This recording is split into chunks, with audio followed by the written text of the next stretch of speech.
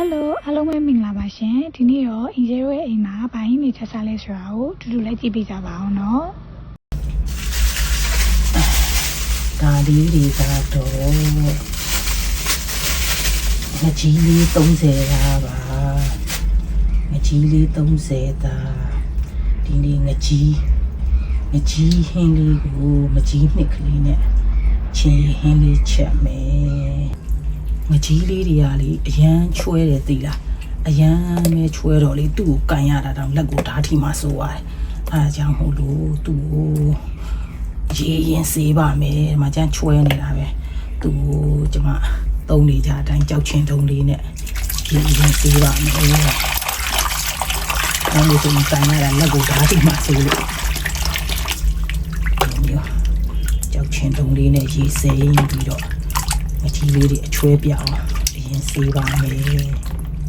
ကြောက်ချင်းနဲ့စေးပြီးသွားတဲ့ငါးလေးတွေကို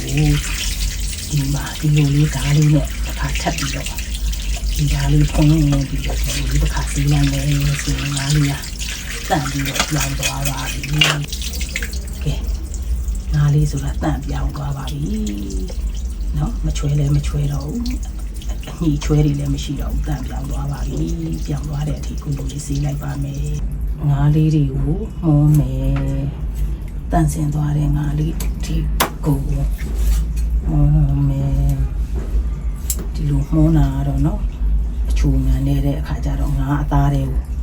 အချိုငံဝင်စေရန်အတွက်ငါးလေးတွေကိုဒီလိုလေးမှုန်းလိုက်မယ်တန့်စင်သွားတဲ့ငါးတွေကိုစနွှဲမှုန့်လေးထည့်မယ်စာအနီတော်လေးထည့်မယ်အမဲစာငါငပိဆိုတဲ့အတိုင်းငပိလေးလည်းထည့်ပြီးတော့နှံသွားအောင်နေလိုက်ပါမယ်အချိုးငံနေပြီးသွားတဲ့ငါးလေးကိုတအောက်ဒီလိုလေးနှက်ထားလိုက်မယ်နော်ကြီးသီးလေးကိုရှေးစေးမယ်ရှေးစေးပြီးတော့ရှေးလေးညှစ်ပြီးတော့စိန်ထားလိုက်မယ်လိထားတဲ့ကြက်သွန်လေးတွေထည့်လိုက်မယ်မယုတ်ပြီးဟင်းချက်ပုံလေးထည့်မယ်ကြက်သွန်ဖြူလေးထည့်မယ်ကဲအခုလုံးစုပေါင်းပြီးတော့ကြိတ်လိုက်ပါမယ်ကိုင်းသီးလေးနှလုံး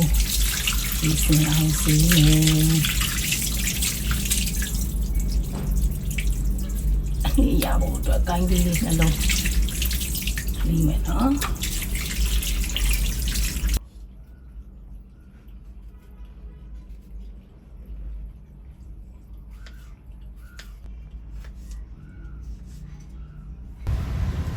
ထဲဦးလေးစီထဲမယ်ဒီပူလာပြီဆိုရင်ခုနကကြိတ်ထားတယ်မယုတ်ပြီးပြတ်တယ်ထဲပြီးဟိုတာမယ်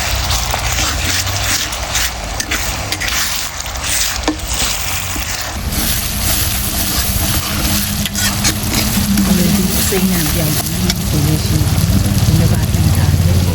အဲဒီကျင်းတွေလေးနှလုံးထည့်ပြီးတော့နေတာလေ။ဒီရင်လေးကြော်သွားပြီဆိုရင်ဒီလိုကအချိုးမှန်းနေထားတယ်။ဒါလေးထည့်လိုက်ပါမယ်။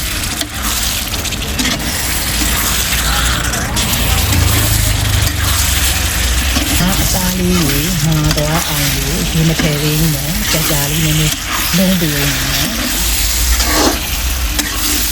ငါအသားလေးကိုမာလာပြီဆိုလို့ရှိရင်မကြီးတွေထည့်လို့ရတယ်ဒီမှာစိန်ထားတဲ့မကြီးကြီးလေးတွေကိုဖြည့်ပြီးတော့မကြီးတွေထည့်ပါမယ်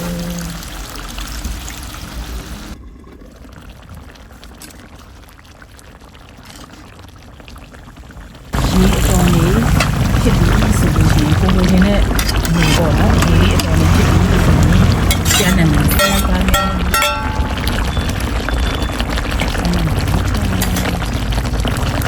မဆလာလေးထည့်မယ်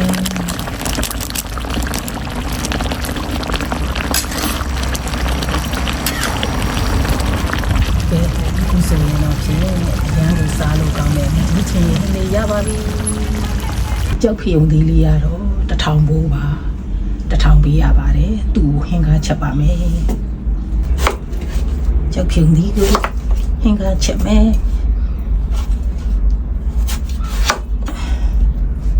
ကြောက်ဖြုံသီးကိုအခွန်ခွာတာလေနည်းနည်းတော့ခတ်တယ်နော်ကြောက်ဖြုံသီးအခွန်လေးတွေကလေမာတယ်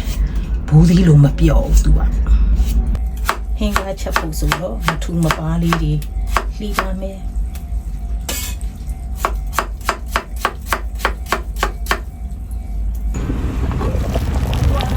ချက်ရင်အတွက်ရေကိုအရင်ဆိုအောင်တင်ရဲရေဆိုလာပြီဆိုရင်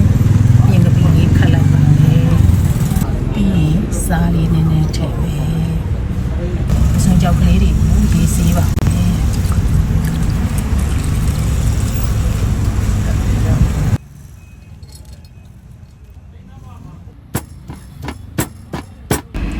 ထောင်းထားတဲ့အစွန်ကြောက်မှုန်လေးထည့်မယ်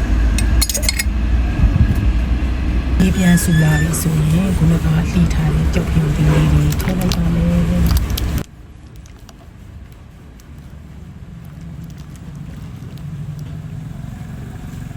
ကြောက်ဖြူသီးလေးတွေနူးသွားပြီဆိုရင်ထောင်းထားတဲ့ကြက်သွန်ဖြူထည့်မယ်ဒီငရုတ်ကောင်းပုံလေးထည့်မယ်ပေါ်အမှန်လေးမြည်ကြည့်ပြီးရင်တော့ကြောက်ဖြူသီးဟင်းကားလေးရပါပြီတူစရာဘူးကျွတ်သီးလေးကိုရေးစေအောင်စီးမယ်ဘူးကျွတ်သီးလေးကိုတူစားဖို့အတွက်လှီးမယ်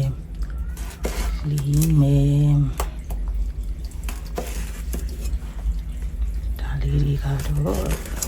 တူဖို့အတွက်ဘူးကျွတ်သီးလေးဖြစ်ပါတယ်